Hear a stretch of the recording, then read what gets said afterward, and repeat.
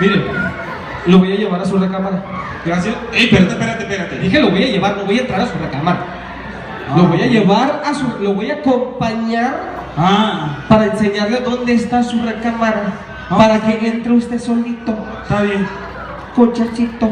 Lo bueno es que ahora me puse tacones, zapatos de tacones, porque me gusta hacer ruido cuando camino.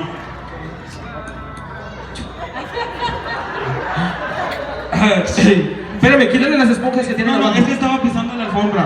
Ok. Pisar el piso ahora sí.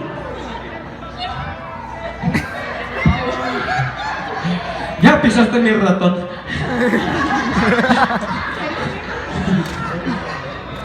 Lo voy a acompañar, vamos. por favor. No más que le tengo que decir, tenga mucho cuidado en este hotel. Hay rateros, hay bandidos que tienen un grito muy distintivo. Esos bandidos, su grito se oye algo más o menos así. Ay, qué espantosos. Qué Sí, horror. son bandidos, le estoy diciendo, tengan cuidado.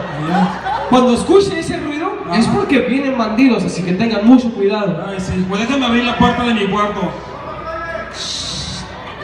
Oye, es que es raro, casi todos los sonidos de aquí hacen. No, es que es deslizadiza.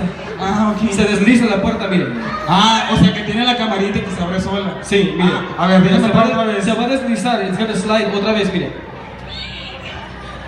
Uy, me pusiste grasa para que no se escuchara nada. Qué genial, Hombre, aquí le mueven de una. Se le olvida que instalaron los engrasadores. Bueno, me voy a sentar en la cama de agua. Ay, perdón. Es que, Bueno, los piquitos de hace rato. un aplauso para nuestros muchachos, por favor.